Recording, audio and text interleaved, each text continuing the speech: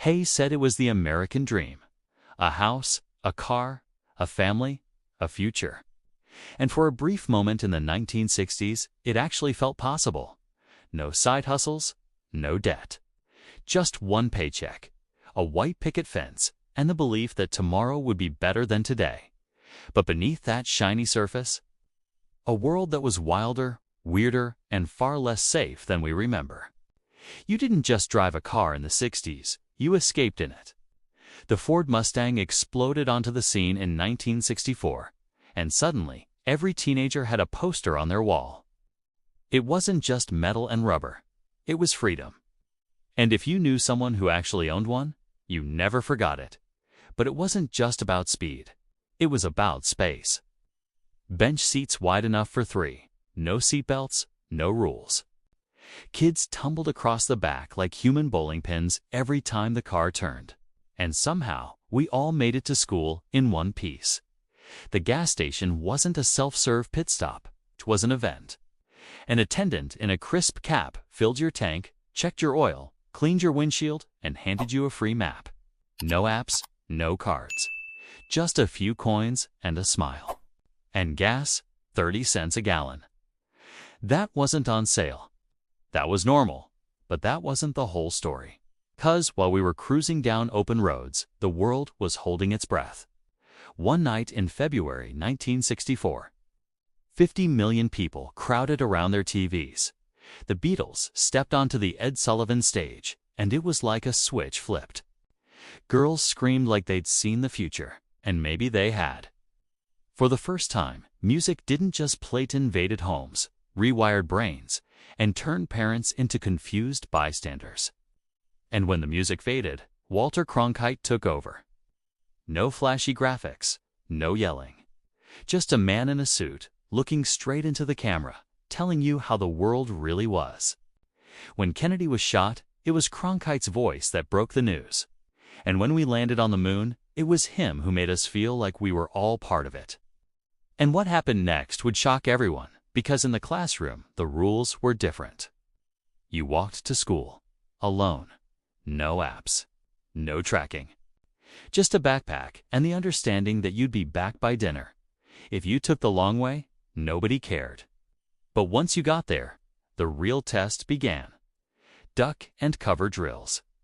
Crawl under your desk. Cover your neck. Pretend a wooden table would save you from a nuclear blast. It wasn't a drill. It was a ritual. And the scariest part, how normal it felt. The Cuban Missile Crisis wasn't just headlines. It was a knot in your stomach. Radios stayed on. Parents looked at the sky a little longer. For 13 days in October 1962, the world teetered and we all knew it. But life went on. And in the quiet moments, magic lived in the mundane. The milkman came before sunrise, leaving glass bottles on the porch. If you were lucky, chocolate milk. A tiny surprise that made your morning feel like Christmas. School smelled like mimeograph inkhorn, purple, intoxicating. Teachers handed out worksheets, and half the class lifted them to their noses like they were holding secrets. You didn't Google things. You waited weeks for the next encyclopedia volume to arrive in the mail. And when it did, it sat on the shelf like royalty. Even if you only opened it to look up dinosaurs. And then there were the things that felt like sorcery. Polaroids. You snapped a photo, waited, shook it even though it did nothing, and watched the image rise like a ghost. It wasn't just a picture.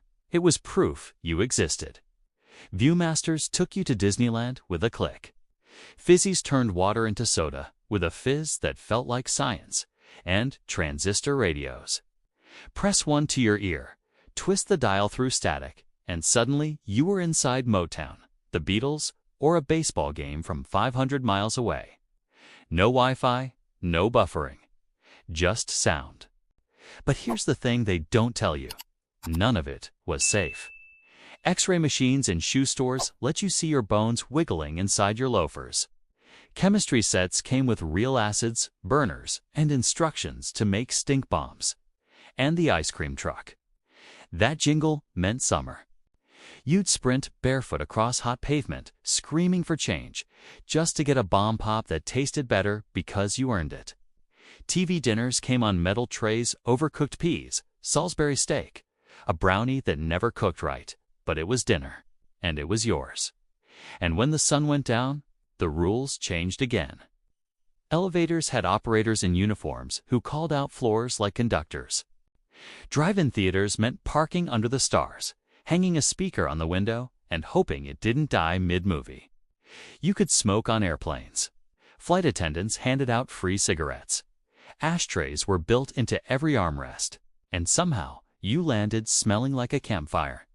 No one complained. So why do we keep looking back? Not because it was better. It wasn't. Kids weren't safer. Society wasn't kinder.